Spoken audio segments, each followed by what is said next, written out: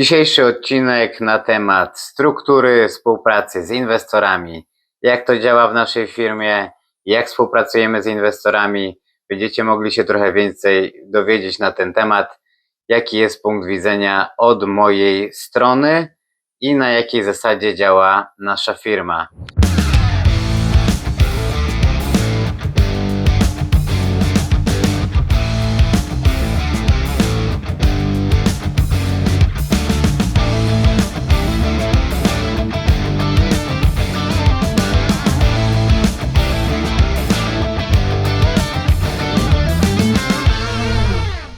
Cześć, witam Cię serdecznie na moim kanale. Ja nazywam się Michał Tejza, jestem inwestorem i deweloperem. Krótki odcinek dzisiaj na temat różnicy profesjonalnej firmy i zwykłego klienta, detalicznego inwestora. Czym się różnimy? My różnimy się tym, że specjalizujemy się w wyszukiwaniu okazji inwestycyjnych. To jest jeden z głównych czynników, że wiemy, jak liczyć wartość nieruchomości, wiemy, jak dodać wartość nieruchomości. Współpracujemy z całym zespołem, który specjalizuje się w swoich dziedzinach. Wiemy, jak weryfikować błędy, jak sprawdzać jakieś różne prawnicze kruczki. Mamy zespół brokerów, którzy pomagają nam finansować na najlepszych warunkach. No i właśnie chciałem o tym nagrać Wam odcinek, żeby pokazać Wam punkt widzenia, że to nie jest tak, że my bierzemy pieniądze i budujemy biznes za Wasze pieniądze, tylko dajemy wartość, która jest dużo więcej warta, można powiedzieć bezcenna, bo bez tej wiedzy, którą trzeba zdobyć latami, ciężko jest rozwijać biznes. Więc jest ogromna różnica inwestycji profesjonalnej, a inwestycji, która nie ma żadnego przygotowania, nie ma wiedzy, nie ma doświadczenia, no bo wiadomo, że nie jest to problemem kupić nieruchomość, tylko jest już bardziej skomplikowane, żeby kupić tą nieruchomość dobrze, kupić nieruchomość, na której będzie można zarobić. Więc dlatego postanowiłem nagrać ten odcinek, żeby pokazać Wam, jak wygląda ta różnica, jak wygląda taka struktura, sposób myślenia, bo to też jest ważne, żeby wiedzieć, jak tą strukturę zaplanować i to nie są przypadkowe decyzje. Więc jeśli Cię interesuje ten temat, zapraszam do oglądania do końca. Pozwólcie, że na moment przerwę główny temat, ale mam dla Was kilka informacji o tym, jak możemy razem działać i rozwijać się na brytyjskim rynku nieruchomości. Po pierwsze, jeśli dysponujesz większym kapitałem i szukasz partnera do inwestycji, mamy dla Ciebie opcję joint venture, gdzie zakładamy razem spółkę. Ty robisz pożyczkę do spółki, minimum $500,000. My jako Tejza Property zajmujemy się całym procesem, od wyszukania okazji inwestycyjnej, przez cały development, aż po zarządzanie najmem. Po zakończeniu projektu refinansujemy inwestycje, w pierwszej kolejności otrzymujesz z powrotem swoją pożyczkę, a następnie dzielimy się zyskami. Po drugie, oferujemy możliwości pożyczki na procent. Jeśli chcesz zainwestować swoje środki w bezpieczny sposób, możesz udzielić nam pożyczki. Kwoty od 50 000 funtów zabezpieczamy na nieruchomości, a przy mniejszych kwotach oferuję gwarancję personalną. Po trzecie, zapraszam Was do Tejza Property Network. Tworzymy społeczność dla przedsiębiorczych Polaków tutaj w Wielkiej Brytanii. Wiem, jak trudno znaleźć ludzi sukcesu, którzy chcą dzielić się wiedzą, doświadczeniem i wspólnie rozwiązywać problemy biznesowe. Będziemy organizować kameralne spotkania skupione na budowaniu realnych relacji i networkingu. I po czwarte, konsultacje 1 na 1. Jeśli myślisz o inwestycjach w UK, masz projekt do analizy albo potrzebujesz ułożyć strategię i plan działania. Podczas konsultacji pomogę Ci znaleźć najlepsze rozwiązania do Twojego celu. Wszystkie szczegóły znajdziecie na stronie tejzaproperty.co.uk. Dzięki za uwagę, a teraz wracamy do naszego głównego tematu. Mam tutaj właśnie przygotowany trochę tej wartości, żeby Wam przekazać jak najwięcej. Jest różnica między flipowaniem inwestowaniem długoterminowym, inwestowaniem krótkoterminowym. Ja wypowiem się tylko na swoim doświadczeniu, bo ja nie robię wszystkiego, więc też nie chcę się wypowiadać na wszystkie tematy, szczególnie na tematy, którymi się nie zajmuję.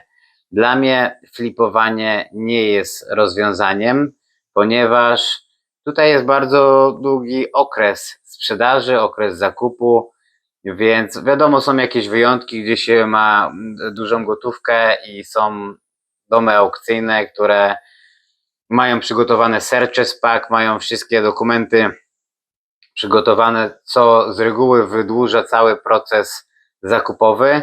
W takim przypadku można zrobić to szybciej, jednak z dużo większą gotówką uważam, że lepiej kupić większy projekt i użyć finansowania, bo to jednak jest większe zabezpieczenie i lewarujemy się pieniędzmi banku.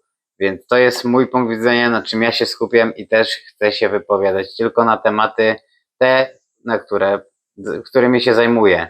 Więc dla mnie flipowanie ogólnie nie jest dobrym rozwiązaniem, ponieważ ten okres zakupowy jest bardzo długi i moim celem budowania majątku jest cel budowania długoterminowy. Nie patrzę do końca na ceny nieruchomości na dzień dzisiejszy, tylko patrzę, co będzie za 10, 15, 20, 30 lat, bo to jest mój główny wyznacznik. I wiadomo, liczby muszą się zgadzać, ryzyko musi być adekwatne do poziomu zarobku, ale jednak warto się na tym skupić, żeby nie patrzeć, ale to też zależy od właśnie indywidualnego podejścia. Tak jak mówię, ja wypowiadam się z mojego punktu widzenia, bo mi nie zależy na szybkim dorobieniu się, bo uważam, że to jest mało możliwe, przynajmniej w Anglii, bo rozumiem, że w Polsce są fliperzy, którzy mogą w ten sam dzień kupić i sprzedać nieruchomość, albo okres sprzedaży trwa kilka dni, no to w takim wypadku rzeczywiście te flipy mają sens. W Anglii ja nawet za gotówkę miałem sytuację, że proces był zakupowy około roku czasu. Więc wiadomo, jakbym miał rok kupywać, później rok sprzedawać, jeszcze coś trzeba tam wybudować, czy zależy od inwestycji. Zajmuje to bardzo dużo czasu, więc stwierdziłem, że flipowanie odstawiam na bok i skupiam się na długoterminowym budowaniu majątku. Czyli kupuję, robię remont, robię remont, czy buduję, na końcu refinansuję i trzymam to pod wynajem. To jest takie moje idealne rozwiązanie i nie chcę się skupiać na czymś innym, bo uważam, że jeśli człowiek się rozprasza, to no później ciężko jest trzymać ten progres. Z głównym takim czynnikiem tu zaczniemy od selekcji projektu. Każdy wybiera to indywidualnie do siebie. W ostatnich latach ja skupiałem się na szukaniu pojedynczych nieruchomości, żeby jak najszybciej obrócić to, zrobić tą inwestycję, jak najszybciej się tym zająć, czy to było nowe budownictwo, czy konwersje. Jedna nieruchomość, jedna lokalizacja. Często jest to po prostu było najbardziej możliwe do zrealizowania.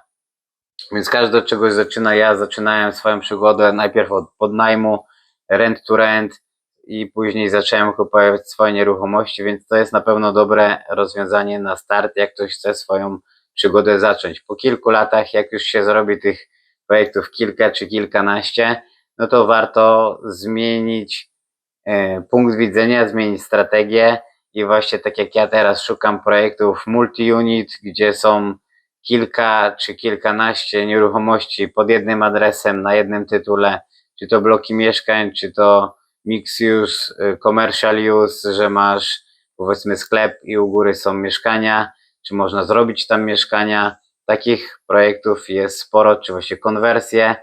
No i na to nakładają się różne dane, czyli lokalny rynek, jaki jest popyt, jakie są czynsze, jaka jest cena wykonania tych prac, czy to się będzie opłacało. Staram się wyszukiwać okazje inwestycyjne około 30% poniżej wartości rynkowej, gdzie później jeszcze dodaję wartość po po zakupie, czy to zmianą użytkowania nieruchomości, czy remontem, czasem jedno i drugie, więc to wszystko zależy od strategii. Czy to są mieszkania, gdzie można dodać dodatkową sypialnię, czy zrobić lease extension na przykład, czy na domu zrobić jakąś dobudówkę, rozbudowę, bo wiadomo, dodatkowy metraż, dodatkowe sypialnie dodaje to wartości, więc tych możliwości jest sporo. Zależy, kto ma jaką strategię. Ja głównie bazuję na wynajmie krótkoterminowym. Takie jest moje portfolio, w tym się specjalizuję. Na pewno będę chciał zdywersyfikować swoje portfolio, kupić więcej nieruchomości komercyjnych i też chciałbym zająć się social housing, takimi rozwiązaniami, gdzie rząd płaci, bo jednak wiadomo, rządowe pieniądze się nie kończą, cały czas są dodrukowane i myślę, że fajnie mieć część przychodu rządowego, gdzie no różne są możliwości, czy to jest care home, czy jakieś bycie, zrobienie lease option do providera, który zajmuje się właśnie domem opieki, czy domem z ludźmi, którzy potrzebują specjalnej opieki. No jest tych myślę rozwiązań sporo i fajnie mieć dywersyfikację na różne możliwości. Także to jest taki jeden z czynników, jak analizuję. Po kolejnym czynnikiem jest struktura projektu, czyli zawsze sprawdzam, co można zrobić, jak można dodać tej wartości, jakie są możliwości, czy to właśnie z zmianą układu pomieszczeń, czy jakimiś innymi rzeczami. Na podstawie tego robię kosztorys, żeby oszacować koszta i wiadomo też również w tym samym czasie trzeba oszacować wartość końcową projektu, bo to jest główny wyznacznik, żeby zobaczyć, czy taka inwestycja będzie miała sens. Ja zależy każdy jak liczy, bo różni inwestorzy różnie liczą. Jedni sobie zostawiają swój przychód na koniec, inni na początek. Ja staram się, żeby płacić sobie zawsze na samym początku, żeby mieć pewność, że ten zysk będzie, więc liczę od wartości końcowej nieruchomości, odliczam sobie swój profit, z reguły jest to 30%, później odliczam wszystkie koszta remontu z finansowaniem, wszystkie koszta i na końcu powinna zostać wartość nieruchomości. Jeśli to się spina, ma to sens, to się tym zajmuję i się interesuję. Jeśli nie, to po prostu odchodzę i szukam kolejnej nieruchomości, kolejnej inwestycji, która będzie się spinała. Osobiście dla mnie cash flow jest ważny, ale nigdy nie skupiałem się na przychodzie z wynajmu jako kluczowej decyzji, bo ja staram się właśnie zarabiać na zakupie i dodaniu wartości i to jest główne miejsce, gdzie zarabiam pieniądze, a przychód z wynajmu i tak staram się reinwestować w 100%, więc nie jest dla mnie jakimś to głównym czynnikiem, bo zależy wszystko też od lokalizacji. Na północy Anglii te przychody z wynajmu są większe w porównaniu do wartości nieruchomości. Ja jestem tutaj w południowej, w środkowej Anglii, gdzie ta wartość nieruchomości jest znacznie większa, ale za to jest mniejszy czynsz, więc zarabiam głównie na zakupie, dodaniu wartości. Tak też właśnie działam z inwestorami, że najpierw weryfikuję, jaką kwotę inwestor ma dostępną, staram się dopasować projekt pod możliwości inwestora, więc tak to działa, że spotykamy się najpierw, rozmawiamy o prywatnej sytuacji inwestora, bo każdy jest w innej i staram się dobierać projekty indywidualnie, w zależności od pozycji, od majątku, bo wiadomo, że każdy kto ma inny majątek, będzie w innej sytuacji, czy ma biznes, stałe dochody, czy to są jakieś pieniądze z refinansowania, czy pieniądze ze sprzedaży nieruchomości, sprzedaży firmy, ze spadku. Tych możliwości jest wiele i na podstawie tego staram się dobrać projekt. pod kapitał, który jest dostępny. I to wszystko też zależy, czy to jest joint venture od $500,000 zwyż, czy to jest pożyczka na procent z zabezpieczeniem. Staram się dobrać indywidualnie projekt do inwestora. Tutaj kluczowe rzeczy, które są, uważam, bardzo ważne, to jest raporty i komunikacja. Także inwestor, wiadomo, na joint venture ma pełny dostęp do wszystkich kosztów, do pełnego dostępu do projektu, do wszystkich informacji, które są z tym projektem związane. Na miesięczne oczywiście raporty, kontakt, spotkania online czy offline. W pożyczce na procent jest to trochę inaczej, gdzie ja również zapraszam inwestorów w odwiedziny na projekty, żeby mogli uczyć się z tego procesu.